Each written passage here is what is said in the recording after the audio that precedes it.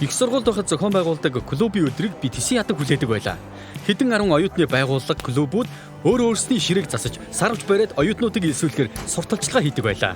Миний дуртай олон клубүүд байдагсан. Шатрын клуб, теннисний клуб гээд бас зөгөөжтийн клуб, БДЖ-ийн клуб гэдэг л. Хөөе байцаарай. БДЖ-ийн клуб гэдэг чи юу юм бэ? БДЖ юу? Бодит дүрийн жүжиг. Эртээр үед амьдарч байсан хүмүүс шиг хувцлаад тэдэн шиг байлдаж майлдаад л ёстой гоё клуб байд. Итгэмээргүй юм аа. Ийм хүн сонирхон гэж.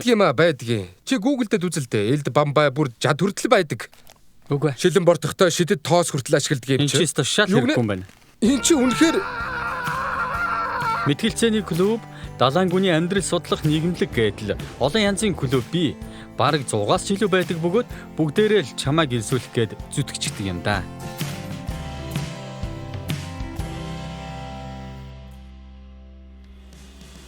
Би ном уншигчдын клубыг эхлүүлэн дээ. Дуг хийх клуб ч юм мэдэхгүй. Саксны клуб. Хүүхдүүдэд сакс тоглохыг заана. Шатар.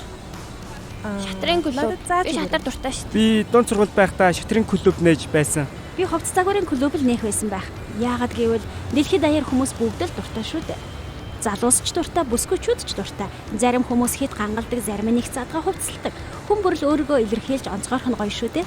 Кофе өвчний клуб ч юм уу мэдэхгүй дээ. Клуб дээрээ л өчнөө кофе уугаад. Тоогоор кодолсон зураг буцдаг клуб нэнэ. би байсан бол сургууль дээрээ цэцэрлэгчдийн клуб эхлүүлэх байсан. Үдшлийн клуб, дандаа л үдшилийг зохиож байдаг клуб.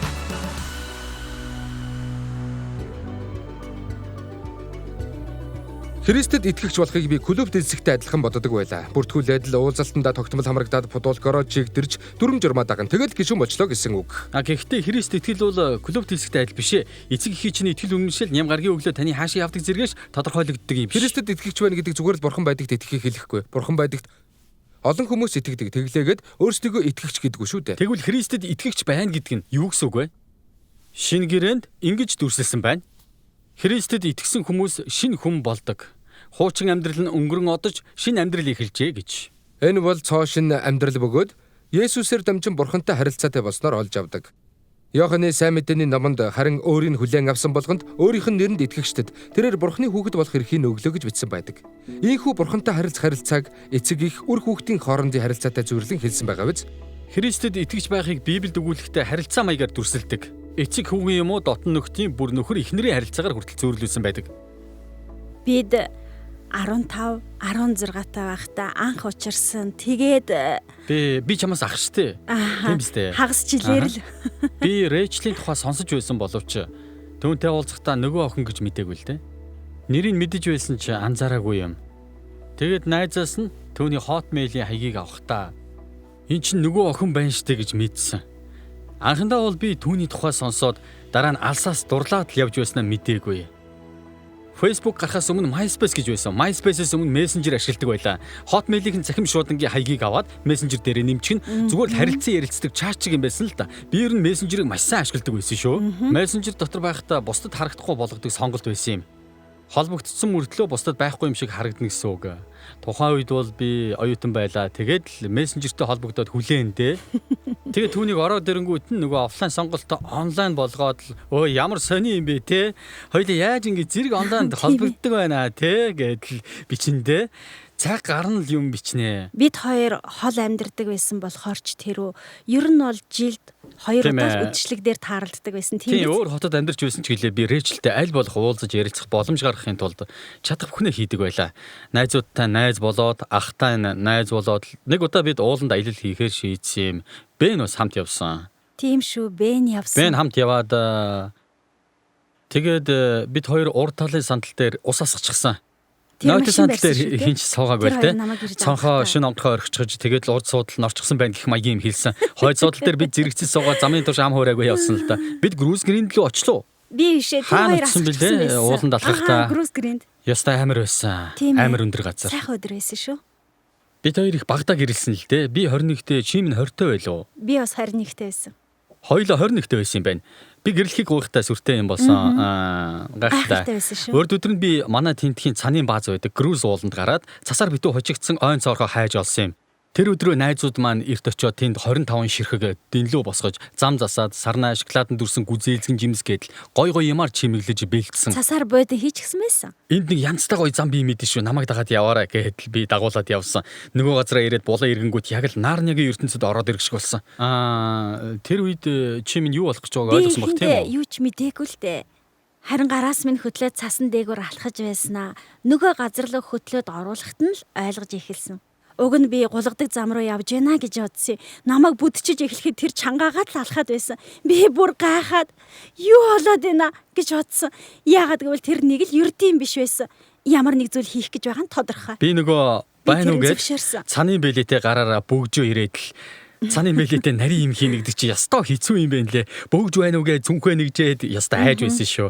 Ингээд ихнэр маань зөвшөөрсөн. Тэгээд л бид гэрлээд одоо 2 хүүхэдтэй болсон 3 дахь маань гидсэнд байгаа. Рэйчел маань давхар биетэйг та хэд хараад мэдчихэж байгаа хэл та тийм үү? Бидний хайр сэтгэл улмал өссөн дэлгэрч би бинээ илүү их ойлгодог болж байгаагаа харахаар сэтгэл их хөдөлдөг. Би тэрэндээ улам их хайртай болоод байгаа. Энэ чигээр хамтдаа өтөлж жаргалтай сайхан байна гэж бодож байгаа. Тийм шүү. Насан өндөр болсон ч би энэ хайрсаар байна. Тийм үстэй те. Тийм ээ. Настаа болсон ч хайр сэтгэлтэй хүн бат. Альфагийн цуврал уулзалтын төгсгөлд энд оролцоход ямар байсан тухай санаа бодлын сонсохын тулд хүмүүсээс хэдэн асуулт асуудаг л да. Үүний нэг нь анх та Альфаг эхэлж байхдаа өөрийгөө Христэд итгэж байсан уу гэсэн асуулт. Хүмүүс ингэж хариулсан байна. Тийм ээ. Гэхдээ бурхантай харилцаатай байна гэдгийг боддоор мэдрээгүй байж. Тийм гэхүү дээ. Хэлж мэдэхгүй байна.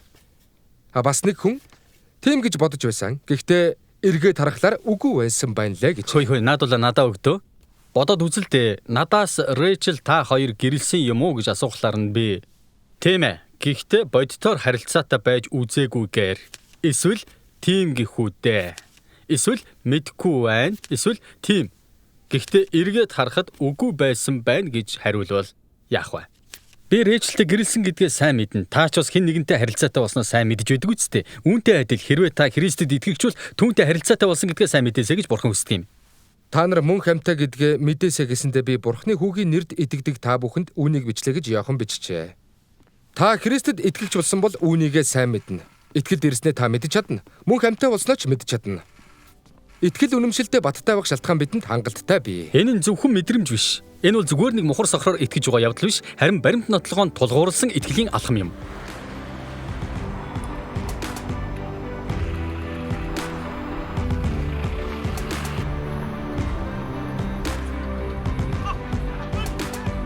Намайг гэрэлсэн гэдгээ яаж мэдэж байгаа юм бэ гэж асуувал би гэрлэлтийн гэрчлэгээ баримт болгон үзүүлнэ. Парист нар жаргахыг харж Сена мөрний эргээр зугаалаад л Эйфелийн цамхгийн тэнд үдийн зоог барихтай адил арматыг сонсохдохгүй л дээ. Гэхдээ энэ бол Рэйч бид хоёрын гэрэлсэн гэдгийн гарт баригдахуйс нотлохоо мөн намайг Христэд итгэж болсон гэдгээ яаж мэдэж байгаа юм бэ гэвэл миний харуулж чадах зүйлийн нэг бол Библи бичигдсэн байгаа зүйлийг танд үзүүлэх явдал. Бурхантай харилцаатай гэдэг бат итгэл маань түүний үгэнд бичигдсэн хувиршгүй амлалтуудад суурилдаг юм. Шинэ гэрээний ромчуудад бичсэн загтал дээр тиймээс итгэл нь сонсохоос сонсох нь Христийн үгээр ирдэг гэж бичсэн байдаг. Библиэд бүхэлдээ Христийн тухай өгүүлдэг. Бидний итгэлийг амьд болгодог гол зүйлсийн нэг нь Библи юм. Заримдаа би бурхантай харилцаатай байгаа гэдгээ тийм ч мэдэрдэггүй. Мэдрэмж гэдэг зүйл амархан өөрчлөгдөн хувирдаг болохоор итгэлийг би үүгээр тодорхойлдоггүй.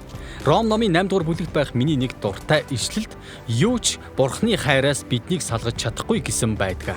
Энэ бол бидний гэсэн хайр нь хизээж хувирахгүй гэсэн бурхны амлалт юм. Энэ бидний сэтгэл санаа мэдрэмж ямар байгаагаас огт шалтгааллахгүй. Илчлэл номын 3 дугаар бүлэгт бас нэг амлалт бий. Есүс харагтун би үүдэн дээр зогсоод тогшиж байна. Хэрв хэн нэгэн дууг минь сонсоод үүдээ нэвэл би дотогш түүн рүү орж түүнтэй хамт тэр надтай хамт хооллоно гэсэн байдаг. Бидний амьдралын үе таалган дээр Есүс зогсоод тогшиж байна. Хэрв хэн нэгэн дууг минь сонсоод үүдээ нэвэл гэж Есүсийг хэлсэнд би их дуртай. Хэн нэгэн гэж хэлсэн байгааз тэгэхээр таныг ч бас хэлж байна. Тэгэд би дотогш орж түүнтэй хамт хооллоно гэж. Хамтдаа хооллоно гэдэг бол нөхөрлөлийн бэлэг тэмдэг. Бурхан бидэнтэй нөхөрлөхийг хүсэж байна гэж тэр хэлсэн хэрэг. Би дотогш орж гисэн байгааг анзаараарай. Би орох байхаа гээгүй. Би боднооч гээгүй. Есүсийг амьдралдаа урьхаваас тэр орж ирээд тантай хамт одооч үрд мөнхөд байх болно гэдэгт бүү эргэлзээрэй. Энэ бол түүний амлалт, түүний хэлсэн үг. Хамтдаа хооллоно гэсэн чинь нөгөө Крит билог идмээр санагдчихлаа. Парист ийдсэн шгүү. Буцаад очие гэж юу? Одоо гараад уу. Асуулт гарч ирсний дараа хоёул хамтдаа юу идэх вэ?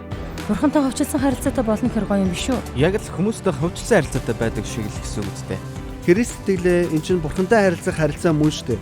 Энэ тэндгүй яваад хүмүүст хүчээр тулгаад байх зүйл биш. Өөрөө л түүнийг олж авах боломжийг нь хүмүүс өгөх ёстой үстэй. Нэг талын л байх гэж бодож байна. Зарим хүмүүс тийм харилцааг бий болгож чаддаг байхад зарим нь энийг зүгээр л шашин гэж хардаг байх. Тийм шүү. Гоё санагдаж байна. Есүс итгээд залбирах боломжтой байна. Надад таалагдж байна. Ойлгоход хэцүү юм. Би бурхантай харилцаж үзээгүй. Би ийм зүйлд итгэдэггүй л дээ. Тэр таны найз шиг байна гэсэн үг үстэй те. Эсвэл аав шиг ч юм уу те. Тийм харилцаа байх боломжтой юу? Хэр дотн харилцаа байх юм бэ гэдэл мэдэхгүй юм да. Хувь хүнээсээ шалтгаалах байх.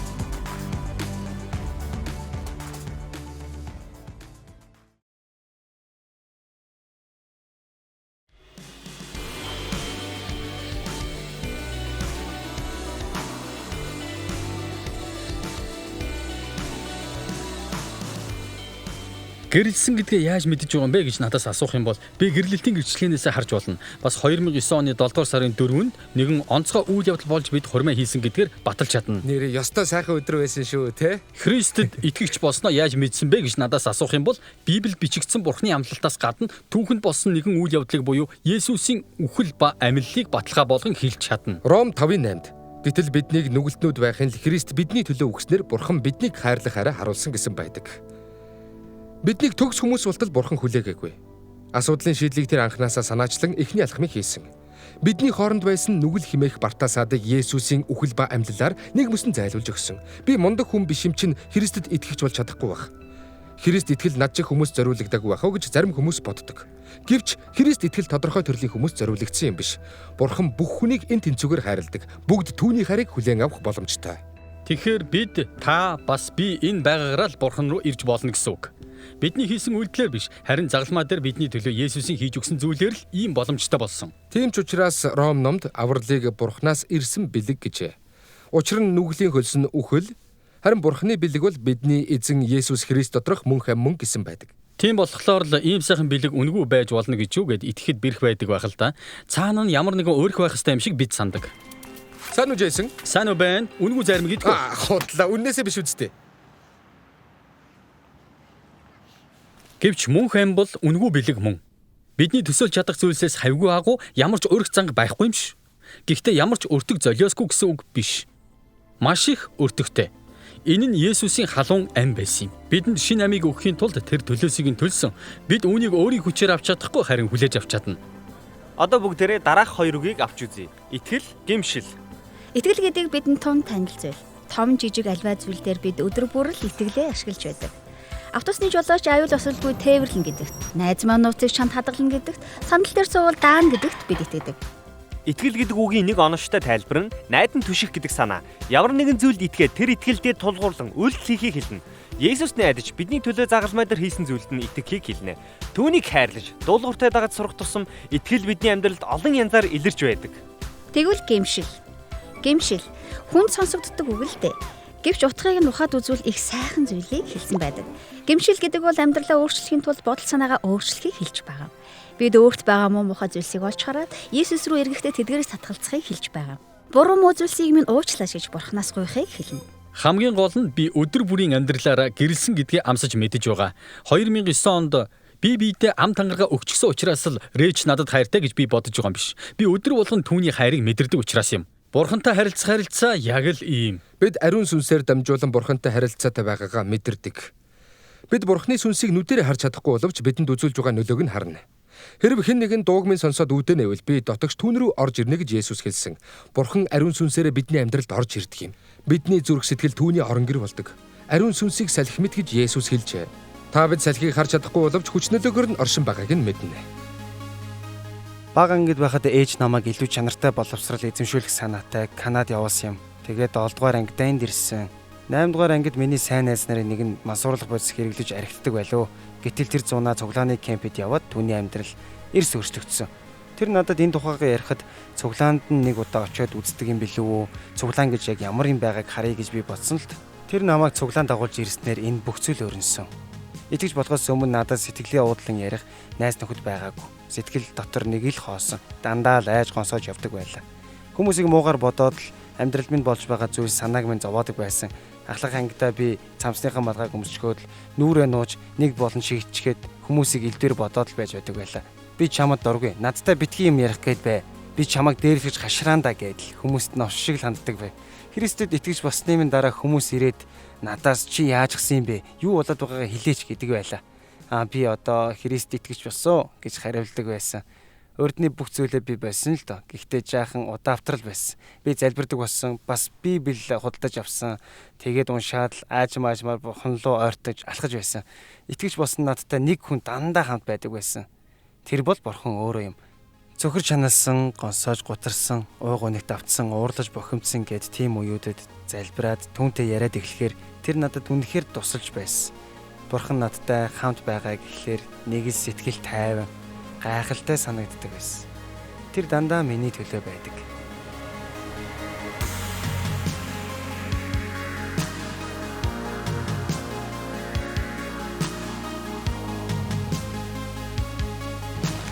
Би бол тэр тэнд толинд хараад байж байгаа залуу байна. Мэдээж. Энэ чи юм байна.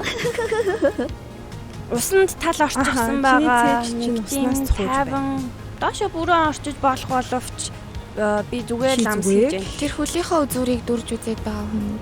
Яагаад гэвэл ер нь дандаа би үнийг хийх үү, яах вэ, орчихдог ч юм билүү, мэдэхгүй юм да, хүүтэй юм шүү гэж бодоод байдаг л та. Би тэрнтэй их адилхан. Заримдаа бүр тийшээ болчихдаг. Заримдаа би тэрнтэй адилхан байдалтай байдаг ч тэгж байгаад л ирчээ алдчихдаг. Би яг тэр орж ирж байгаа залуу шумбахад бэлэн байгаа зү. Гэхдээ их баяртай харагдаж байна тийм үү? Гэхдээ л дөнгөж орж ирж байна. Би өөрийгөө тэр аврагч гэж бодож байна. Би шүтлэхгүй хүн болохоор яг энэ дунд орчхоод байгаа юм шиг нэг л санагдахгүй байна л та. Би бол яг энэ давцан дээрх залуу.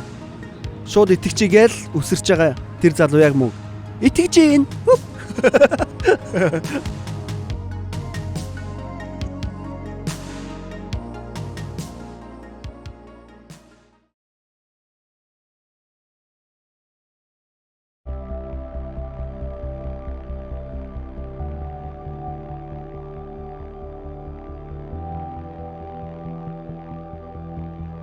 Нэгдүгээр Иохны 3 дугаар бүлэгт бид Бурхны хүүхдүүд гэж дуудуулахаар ямар их хайрыг эцэг бидэнд сойрхсныг хараач гэж бичжээ. Бурхан бол төгс төгөлдөр эцэг бөгөөд төсөөлж чадхаас минь чагуугаар биднийг хайрладаг. Таны талаарх сайн муу бүх юмыг Бурхан мэдж байгаач таныг хайрласаар байдаг. Тэгэхээр таныг хамгийн сайн мэддэг нэгэн таныг хамгийн агуугаар хайрладаг ажээ. Дээрмийн бүлэглүүлсэн Латин Америк хороололд би өссөн. Маш их хүчирхийлэл, золбоо амьдрал дүүрэн. Гэвч залуу гэр бүлүүд хүмүүс аятайхан амьдрах гэж чадлаараа л хичээдэг. Яг тэр үед би хипхоп хөгжимд дурлах болсон.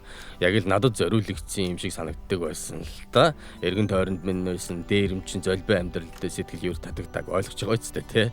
Өөрийгөө таних мэдлэгийн тухай маш их дуулдаг, нийгэм тустай манай соёлч гэсэн эргээр нөлөөлж байсан тийм төрлийн хипхопт авцсан гэхүүдээ би яг л ийм төрлийн хипхопт дурлсан. Баг сургуульд байх үед миний аав ээж хоёр итгэгч болсон. Тэгээ дунд анги хавцаал байх би итгэгч болсон. 5 6 дугаар ангид байхад сүмийн хүүхдийн багш маань сайн мэдээг ярьж өгдөг байлаа.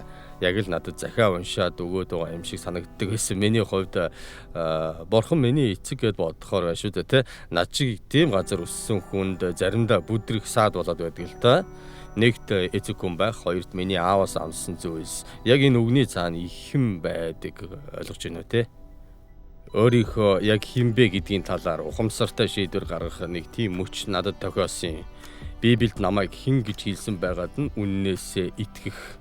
Гэхдээ олон талаараа Бурхныг эцэг гэж хүлээж авснаар надад маш том зүйл болсон.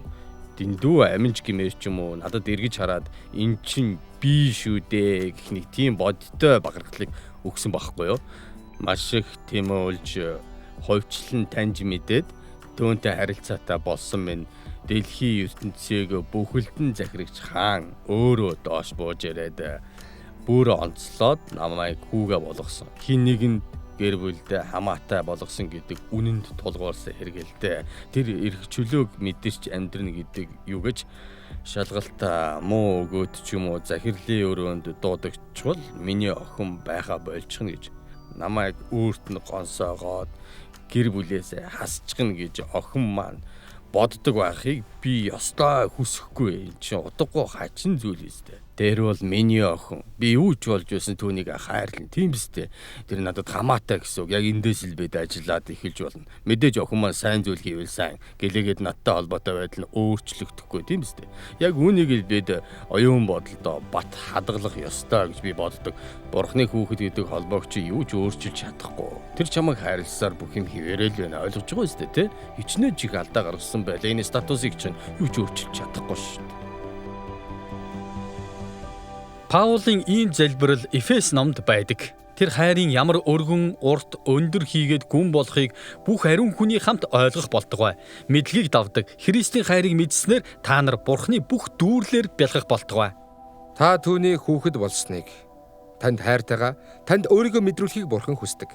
Түүнтэй харилцаатай байгаа эсхэ мэдэхгүй байгаа тодорхойлохыг хүсэж байгаа бол танд залбирах боломж олгох гэсэн юм. Үүнийг хийхэд арай бэлэн биш санагдаж байгаа ч зүгээрээ. Танд боломж олдож байна. Тэгэхээр яах вэ гэвэл намайг залбирахаар та зүрх сэтгэлдээ дагаад залбираарай. Залбирцгаая. Тэнгэрлэг эцэг минь. Намайг маш их хайрладагт баярлалаа. Надад уучлалыг авчрах гэж амиа өргөсөнд чинь баярлалаа Есүс. Таны уучлалыг тантай харилцаатай болох урилгыг чинь би хүлээн авч байна. Би өөрт байгаа муу муухай зүйлийг хайж танд итгэлэн өгч байна. Ариун сүнсээрээ зүрх сэтгэлийг минь дүүргээж. Баярлалаа. Есүсийн нэрээр амен. Альфагийн уулзалтанд ирсээр байгаа та бүхэндээ үнэхээр их баярлалаа. Надад байсан шиг олон асуулт одоо ч танд байж л байгаа бах. Дахиад нэлээд хэдэн удаагийн уулзалт үлдсэн болохоор дайжгүй тийм үстэй.